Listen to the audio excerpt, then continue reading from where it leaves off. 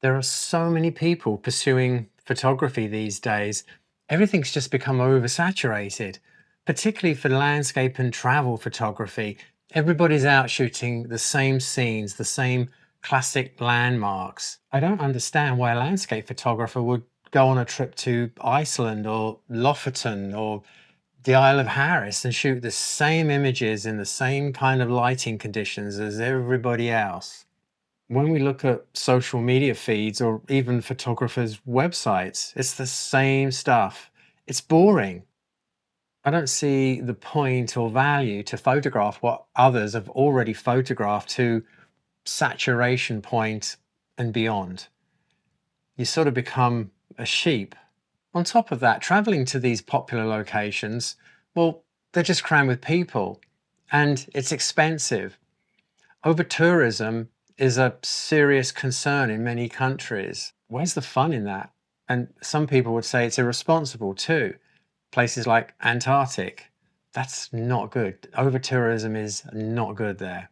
In recent years, I've been trying to find new places to visit, locations that aren't popular, aren't crowded, and haven't been photographed to death. And it's actually been quite an enjoyable process researching it. If I do go out to popular locations, I try to at least look for something completely different from the usual compositions you see. And that's a fun challenge. I did that in Folkestone recently, a seaside town in the southeast of England that's becoming very popular. The video for that is linked at the end of this one. I'm really loving the idea of looking for beauty in places that many people would consider uninteresting. I came across the work of Peter Mitchell recently, and I saw one of his photos of a derelict commercial building and immediately related to it and wanted to find out more about him because I had started shooting similar photos earlier this year. Peter Mitchell photographed everyday scenes in Leeds in the UK in the 1970s and early 1980s, and I think his work is just fabulous. He's finding beauty and humour in everyday scenes, in places that are far from a tourist destination. His body of work is all about documenting a specific moment in history. His photos capture scenes that he knew wouldn't be there for much longer, which included buildings that were due for demolition.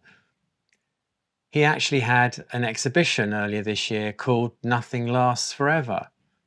He's definitely worth Googling.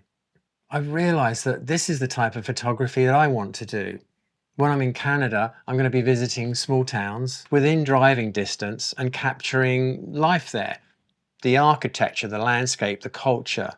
When I'm in the UK, I'm going to be doing the same thing. I want to explore finding beauty in interest in the everyday. And this ongoing project is very much a documentary project. I want to create a cohesive body of work that tells a story about a place rather than just look for one-off pretty pictures. So this means there's going to be another series of videos added to this channel coming up soon where I'm bringing you along for my little jaunts to these small towns in Canada, the UK, and maybe even Europe too. If that's something that interests you, then why not subscribe? And I'll see you soon.